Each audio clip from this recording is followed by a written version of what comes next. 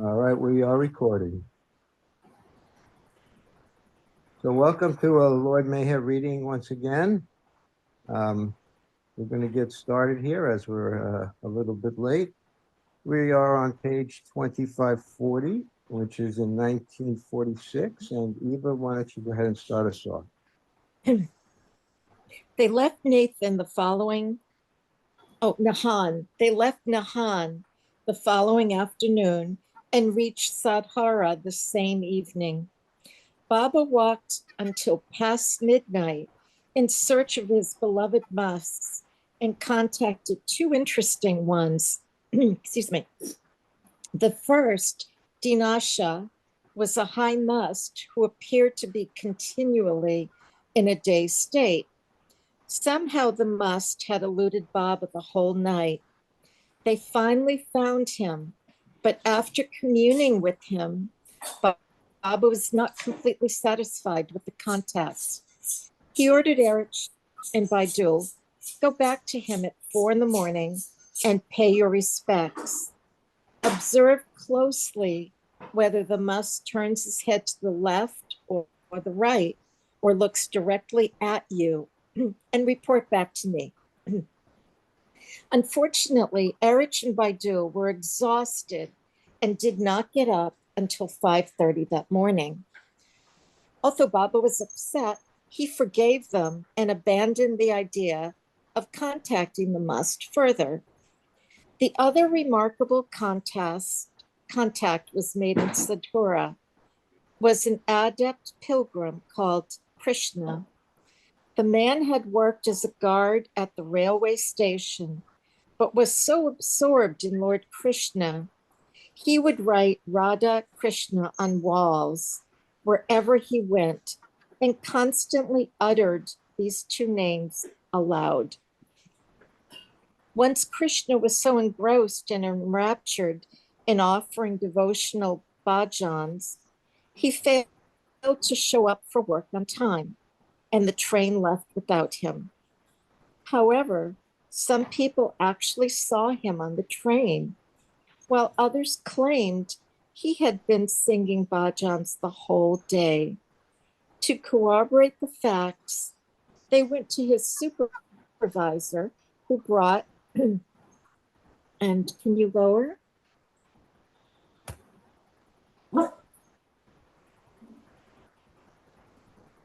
Right. Out the duty book and found that the guard's signature had been signed at every station. When asked about this strange occurrence, the god offered this explanation. Lord Krishna looked after my worldly duties while I was busy praying to him. Thus, the guard was called Krishna, and he subsequently retired and spent his whole time contemplating his beloved Lord Krishna. Baba heard the monks chanting, Krishna, Krishna, and hurried out into the road. When Krishna saw Baba hurrying toward him, instantly he began running toward Baba.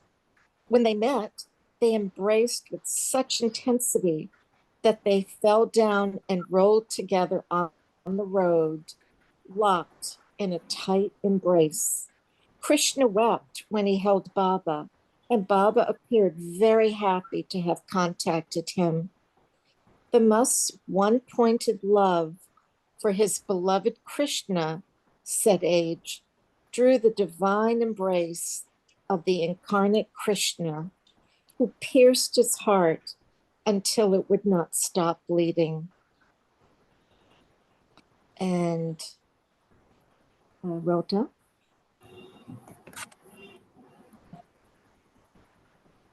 With only a few hours' sleep, Baba and his companions left Sadhora early in the morning on Sunday, 11 August 1946. Curiously enough, they met the must Dinasha on the road as they were leaving, and so Baba was able to contact him again, although still not to his full satisfaction. They took the bus to Barara, and then a train to Saranpur. After lunch, they continued by train to Hardwar, arriving in the evening. They slept in the waiting room at the station, but did not get much sleep because of all the noise in the adjoining canteen and on the crowded platform. They left Hardwar for Rishikesh on the morning of the 12th and stayed there at the Dak bungalow for 6 days.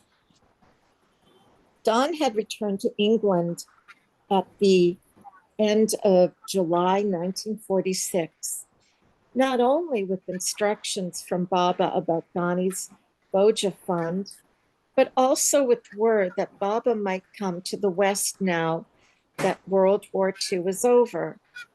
On 13 August 1946, Baba sent this telegram to Don in London.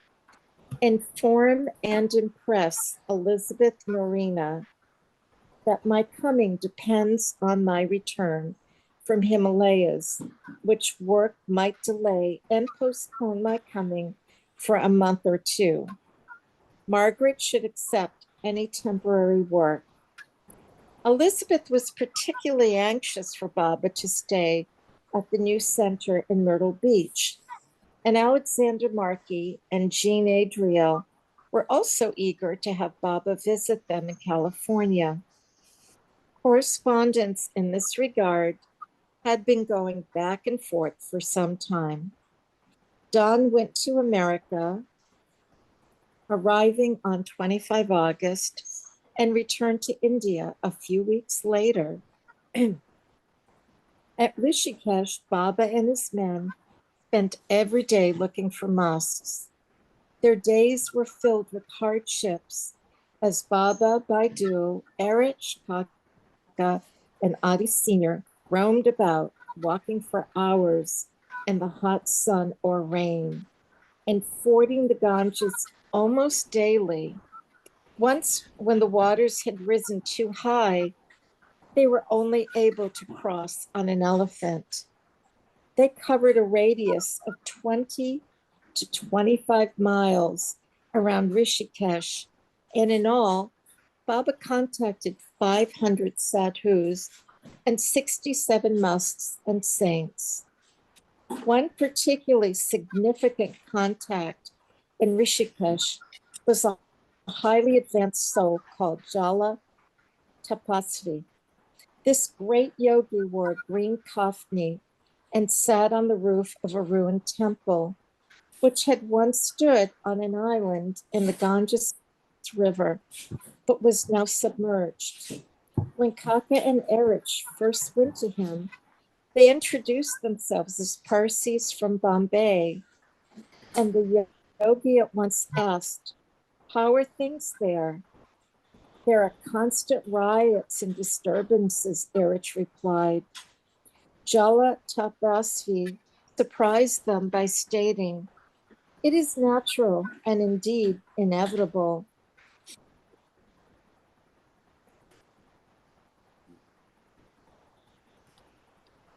It is all the work of the avatar who is now in form.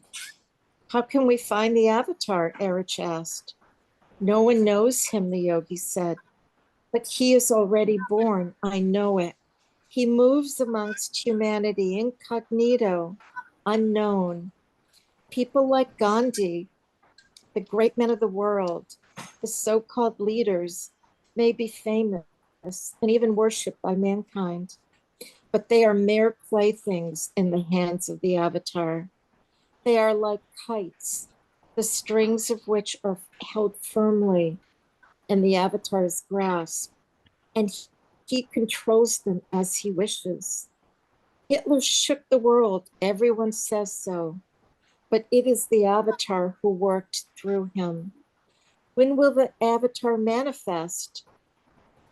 After 22 years, 1968.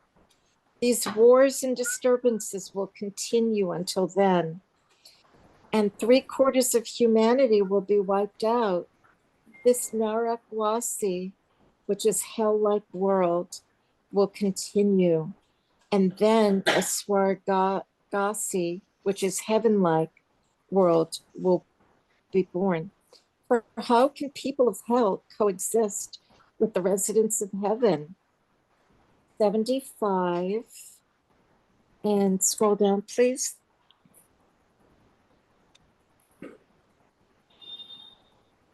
75% of the present world will perish, and the remaining 1/4 will be absorbed in the qualities of a new world where peace and happiness will reign. Jala Tapasvi concluded, like other avatars before him, he will be ridiculed by the majority of people, and his real fame will only spread after his death, when he will be recognized and worshipped as the savior. As usual, Erich and Kaka had not once referred to Meher Baba. But when Jala Tapasvi later saw Baba in a house in Rishikesh, he cried out, "The avatar has come." Baba was happy with the contact. There were many strange characters in Rishikesh, but one whose name is not recorded is noteworthy, though contact with him was not to Baba's satisfaction.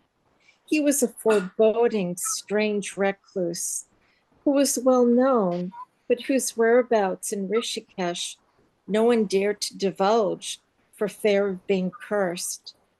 Erich, after much inquiry, found this recluse who had closeted himself in a hut on the riverbank in Rishikesh. When the recluse asked who he was bringing, Erich replied, "My father." Baba arrived, but the contact was not to his liking, because during it, the recluse pestered Baba with inane questions, such as, "How many sons besides this one, Erich, do you have?" As a young man, this seeker was said to have wandered through the jungle for years, living only on leaves and roots before settling in Rishikesh. He was emaciated since he ate only one chapati and a little dal daily. Nevertheless, he was a forbidding character if angered. And scroll down, please. Several years before, while Baba was staying in Dehradun in 1942, the following incident occurred involving Krishna Nair, Baba's right watchman at the time. Krishna would take a walk every evening at 5 o'clock before going to Baba's room for night watch. Opposite their bungalow was a girls' school. 4 girls used to watch Krishna, and one of them asked him if she could come with him for a walk. Krishna felt extremely uncomfortable around women. "I don't want to see any woman's face," he recounted. "I disliked women."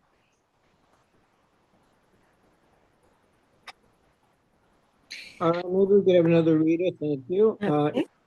Mona, did you want to read today? Um, yeah, I could. I'll Okay. read. His disgust was so great that when the girl innocently asked to accompany him, he spit in her face. The girl's feelings were hurt and she complained to Baba. Baba called Krishna and asked for his side of the story. "You have done a terrible thing," Baba reprimanded. He directed the girl to remove her sandal and slap Krishna with it. Krishna was ordered to bow down to her and seek forgiveness. When the girl left, Baba asked Krishna why he did that. Krishna said, "Baba, I do not want to touch any woman. I do not want to have any contact with any woman." Baba spelled out to him, "You say you do not want to have anything to do with women, but uh, you will marry. You will have one son also. He will cry. When he cries, who will look after him?" "No, Baba, I will not marry. Are you challenging me? Baba asked him. I'm not challenging you, but I do not want to marry. You will marry, Baba insisted. Krishna was equally firm that he had resolved not to wed. All right, Baba directed him. Write it down. Krishna took out a pencil, but Baba stopped him. He called Vishnu and told him to bring a quill pen. He then directed Neelu to draw blood from Krishna's forefinger. To Krishna, he ordered, write in your own blood, I will not marry. When Krishna finished, Baba examined the paper and handed it to Vishnu. Keep this with you, and when I ask for it again, give it to me, Baba instructed. 4 years passed, nothing was said and again about Krishna's marriage. Prior to traveling to Niranjanpur in July 1946, Baba had given Krishna a month's leave to visit his mother. Don't disappoint your mother, Baba ordered him. Obey her words and make her happy. Krishna went home and saw his family for the first time in 9 years. And there's a footnote. So, since 1939, Baba had been sending Krishna Nair's mother rupees 30 every month to help with her livelihood, which he continued to do until her death in 1964. Yeah, back in the days, 30 rupees was a lot. Anyway, after 4 or 5 days, his mother began pestering him to marry. Krishna remembered Baba's words and sent him a letter. Baba sent a one line telegram: Obey your mother's words. Krishna's mother arranged the marriage, and the marriage ceremony was held 12 days later. The very next morning, a telegram came from Baba ordering Krishna to return immediately. His bride was not upset. On the contrary, she insisted that he go. Krishna met Baba in Rishikesh. When Krishna entered the room, everyone was ordered out. Baba asked Krishna, are you married? Is your wife beautiful? Does she love you? Baba, I was with her only 8 hours. Krishna said, how do I know whether or not she loves me? Baba commented, she's better than you. She loves you more than you know. Krishna was sent back to Niranjanpur with instructions not to tell anyone about the marriage. Meanwhile, the dark bungalow in Rishikesh, Baba wanted to proceed to Uttarkashi for the must work. Baidul and Erich spent their full time and energy preparing for the journey, arranging foodstuffs and coolies and drawing up an itinerary. But it was learned that because of breaches in the road, it would be virtually impossible to venture there at this time. The trip was therefore abandoned, and instead, Baba sent Baidul and Erich to look for a bungalow nearby where they could stay. The non-stop mass trip without adequate rest or food was straining one's health. Although Baba looked as fresh as ever, Kaka was tired, Erich was overworked, Baidul's feet ached, and Adi Senior never stopped grumbling about the poor quality of food. If a bungalow could be found, life would be somewhat more normal, since the mass could be brought there for Baba to contact. They found a house between Haridwar and Jwalapur. Baba approved it and moved there on Sunday, 18th August 1946. They soon discovered why the so-called garden house had been vacant and so easily available. It was infested with pests. They cleaned the cobwebs of the walls and had the whole house whitewashed. They also sprayed DDT pesticide in every room, but bed bugs took refuge in their cots, making sleep impossible. Oh. On the 19th and the 20th, Kaka walked more than a quarter of a mile for food. Erich plodded miles for marketing. Baidul kept up his tramps for Mas and Adi labored over building a fire to prepare the tea and meals. As his inner work intensified, Baba began fasting at this time, eating only one meal a day at 6 p.m. Baba slept a little on the 21st August due to his universal work. The next day, he continued the spiritual work by going into seclusion in his room for 3 hours and then walking up and down the back veranda. Kaka began cooking rice and dal once a day for himself and Adi did the marketing in Erich's absence. Baidul and Erich left for Saharanpur on the 22nd to collect poor people for a specific day. According to Baba's instructions and to look for Mas if any resided there, they returned at 10 p.m. On the night of 23rd, with a sixth plain Mas Saint Rahmatullah Baba. Baba had worked with Rahmatullah several times before. The Mast wore tattered clothing and seemed to recognize Baba. Because he touched Baba's feet as soon as he entered the house, Baba did not like this the least. The Must spent the night on the veranda, but in the morning they discovered he had disappeared. After an hour's laborious research, they found Rehmatullah at the train station and brought him back. Baba communed with him and then sent him back to Sahanpur with Baidul and Erich with instructions to bring another mast. On Sunday, 25th August 1946, Baba continued to remain in seclusion for 3 hours. Late that night, Erich and Baidul brought a high mast from Pinjaur, named Bhagwan Nath. Mela fair, the Mela, which is a fair for sadhus at Haridwar, was in progress at the time. So only first class tickets could be purchased. Thus, Erich Baidul and the filthy, nearly naked Mast Bhagwan Nath entered the first class compartment against the vehement protests of the other passengers. After arriving at the bungalow with Bhagwan Nath, Baba instructed each of the four men to keep a careful watch over the must in shifts of 2 hours each throughout the night.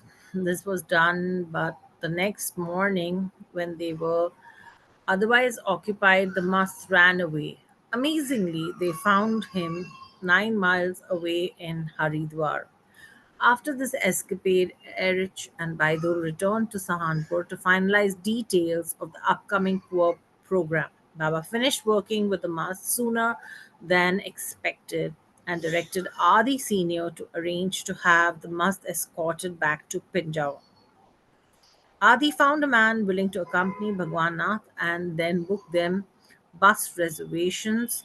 But after traveling only 12 miles, the man returned with the mast, saying the mast had gotten off the bus.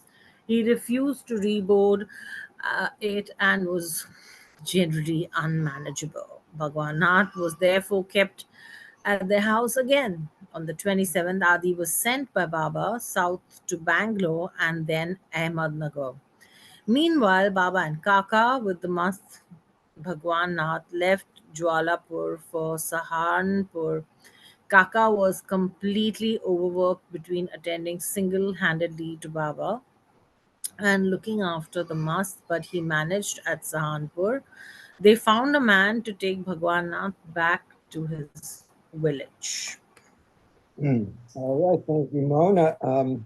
Rosalie, would you like to read? Yeah, great. Yes, we're on Wednesday. Mm-hmm. Yep. On Wednesday, 28 August, Top of the page. I can't understand what you're saying. Go ahead again, start again. On Wednesday, 28 August 1946, from 6 to 9 o'clock in the morning, Baba contacted 1,500 lower middle class men and women whom Eric and Baidul had gathered. Each had been given a ticket with the word Prasad printed on it and had been informed to come to the public library in Jubilee Garden on the appointed day. Baba washed their feet, put his head on their feet, and then in another room handed them his love gift of 1 rupee each in private. After this poor program, Baba left Saharanpur at 10 o'clock, accompanied by Baidul, Kaka, and Erich, and returned to Niranjanpur by the afternoon.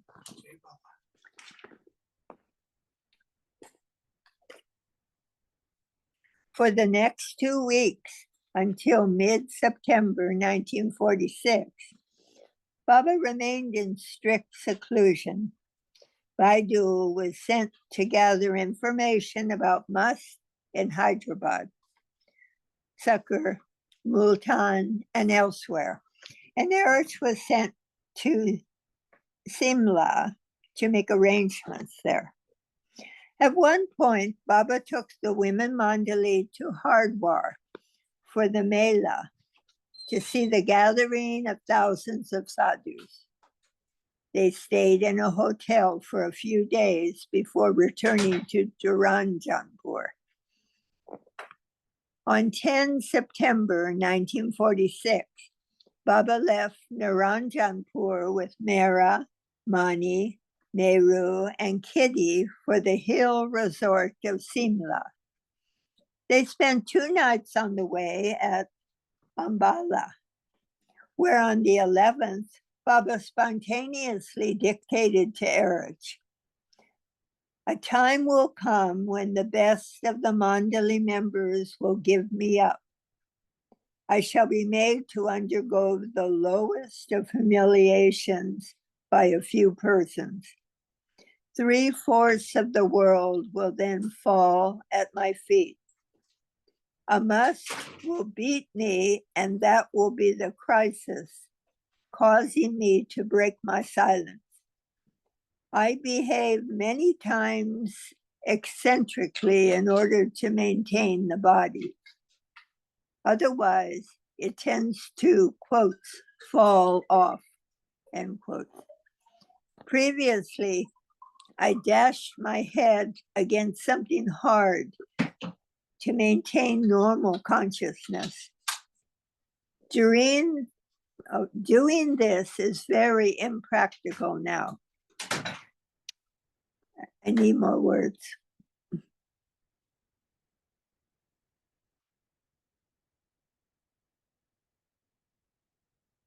I lost my place. Oh, I see. So,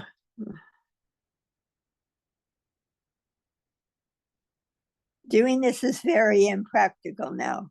So I keep the ladies and boys with me. That unlimited bliss tends to draw me to the infinite. To keep up the body, I have to be engaged in sudden activities. A time is fast approaching for my humiliation. Peter, the best of Christ's apostles, gave him up. So will the Mandali do the same with me without it being their fault. I will be humiliated more degradingly than Christ. My end will be brought about by a very few persons. Out of those few who will be my enemies. Pendu and Adi Senior left Mehrabad together and arrived in Simla at midday on 12 September. Baba and the group arrived later that afternoon. Everyone stayed at the Royal Hotel, where Baba and the Mandali had stayed the previous month.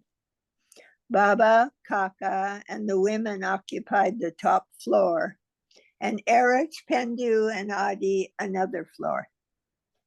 Pendu and Adi were given the duty of finding an ideal boy and were engaged in this pursuit from morning to evening. They found one suitable candidate, but the man who promised to bring the boy to the hotel failed to turn up.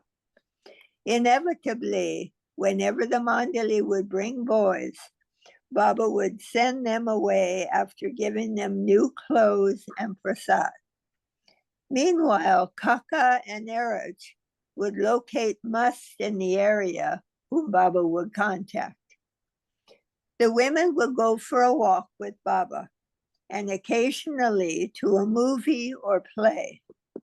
On the 23rd, Baba, the women, and Kaka left for Niranjanpur by private car at 3 p.m. Eraj came the next day, and Pendu and Adi were sent to Lahore to discover any must whom Baidu might have missed. Baidu was instructed to return to Niranjanpur.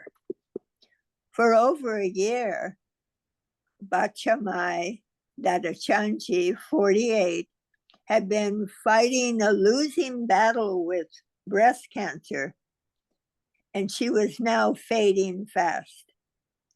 A telegram was sent to Baba through Papa Jesawala at Pune, informing him of her deteriorating condition. Baba wired back, "My will be done." Okay, thanks, Rosalie. Let me finish off here, please.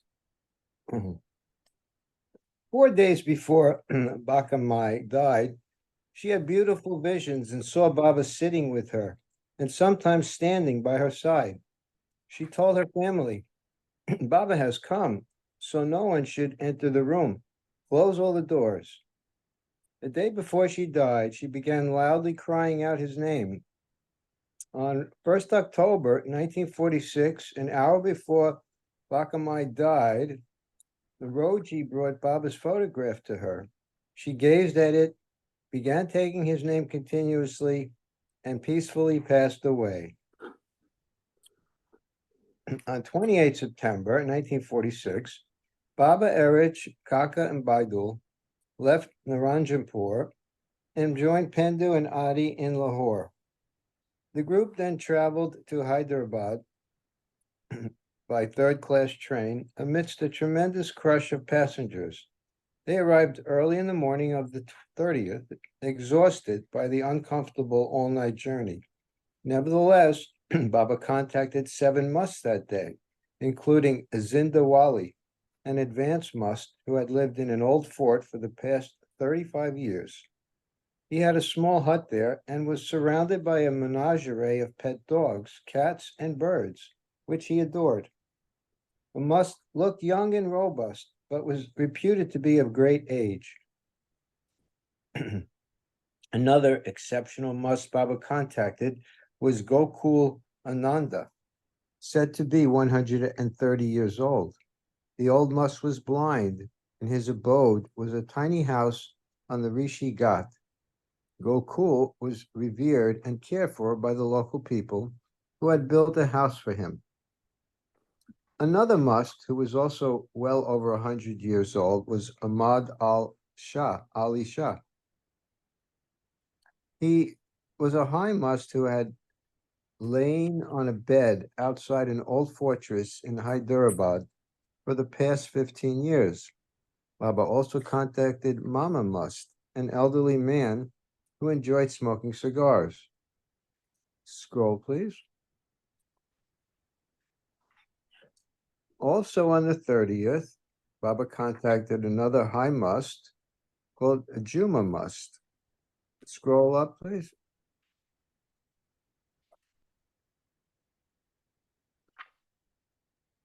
Mona, I need some scrolling.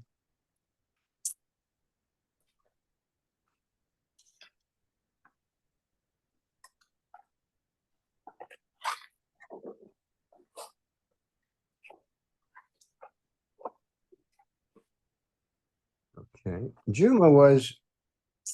Baba remarked that Juma was the kind of must he needed for his work. Juma was also old and reputed to be approaching 100 years in age. He was revered by a chief officer of the municipality in Hyderabad who accommodated the must in his garden house. For many years, the must had sat in the open in all seasons near the bank of the old Indus River. Pir Shah Said was a high must, and in Baba's words, quote, the best in Hyderabad, unquote. An elderly man of about 80, Pir Shah was naked except for a lungi, and his hair and beard were dyed orange-red with henna. This saintly man was held in the highest esteem by the people of Hyderabad. Scroll.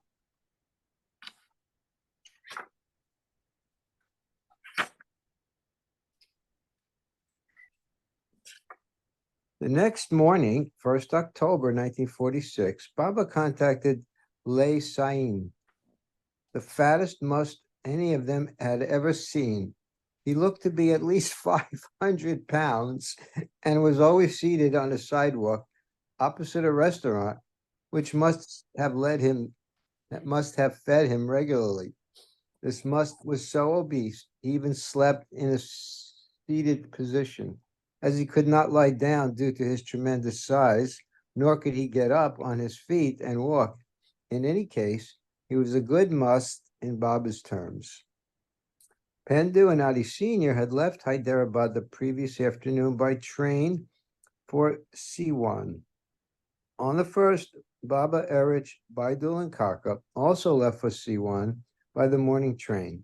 When they arrived, Baba worked with Nadir Ali Shah, an advanced pilgrim connected with the Qutub Makhdum Ali Lal Shabazz, who had lived centuries ago in Siwan. Nadir Ali Shah was said to have stood once in a pit in the jungle for 2 years without moving, subsisting only on liquids. For the past 12 years, Nadir Ali Shah had subsisted only on milk, water, and soda water. He lived at the shrine of the Qutub and dutifully kept the tomb clean and in good repair. Baba also contacted a fifth plain must known as Nur Ali Shah Patan, famous in Siwan. He was a good must, but quite dirty, and he carried a tattered bundle of bed sheets. Baba had to wait 8 hours from 2 in the afternoon until 10 that night before he could work with him, because during the day the must was surrounded by devotees and private contact was not possible. Scroll, please. It was scorchingly hot in the afternoon, and clean drinking water was difficult to find in the town. But no physical suffering could deter Baba where his work with musts was concerned. Baba waited patiently and suffered thirst for hours until the crowd faded, and he was able to be alone and work with the saintly must. At midnight, Baba, Kaka, and Erich met Pendu and Adi at the railway station. They boarded the night train for Sakor, where they arrived the next day and checked into 2 rooms at the modest Star Hotel.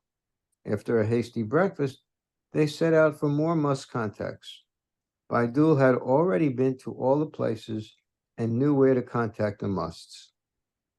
On 2 October 1946, Baba contacted Qazi Saheb in Sukkur. This high must, originally from Kabul, had a particular laugh.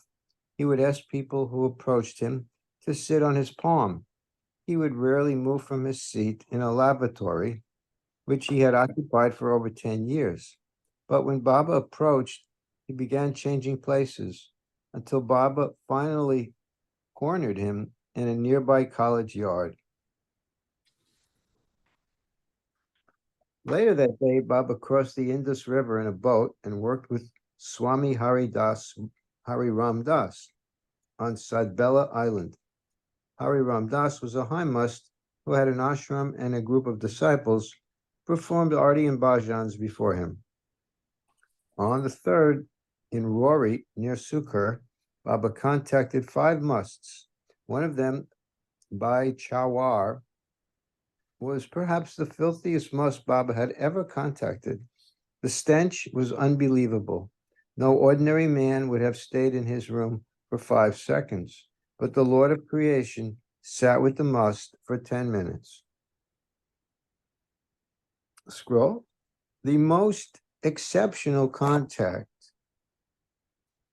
in Rory was the great must saint, Master Nemramji, who was, according to Baba, between the 6th and 7th planes. This saint's facial features looked almost exactly like Chacha's, the great Majzub of Ajmer, and he was believed to be close to 100 years old.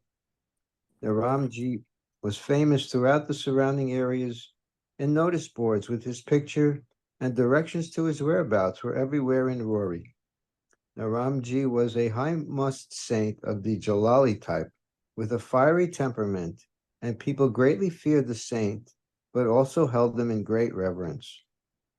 After working with these and other musts, Baba journeyed toward Punjab, reaching Multan late at night on the 3rd and checking into a dak bungalow. Even though it was late, Baba contacted 4 musts. The most significant was Hazrat Shadruddin Shah, a high must about 100 years of age and known as the Patriarch of Multan. Shadruddin Shah was the successor of a past saint at whose shrine he stationed himself. Daily and organized feeding of the poor took place at the shrine. This saintly man subsisted only on liquids. In Multan, Baba also contacted Chup Shah, Tapasvi Puran Das, and Datta Fakir. After these contacts, Baba returned to his dak bungalow.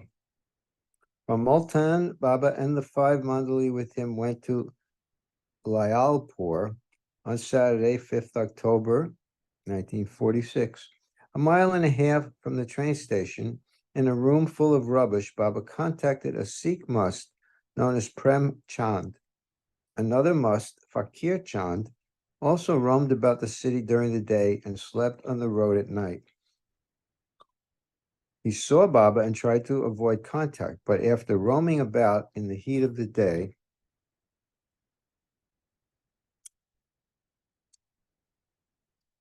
one sec. Oh, I think we went to the next page. We didn't finish the last page. I'm not going to go on now anyway. Maybe go back to that last page for a second. Now, is that where we are here? Yeah.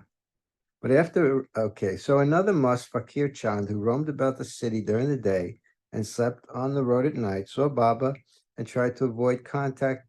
But after roaming about in the heat of the day, Baba finally caught up with him and was pleased with the contact.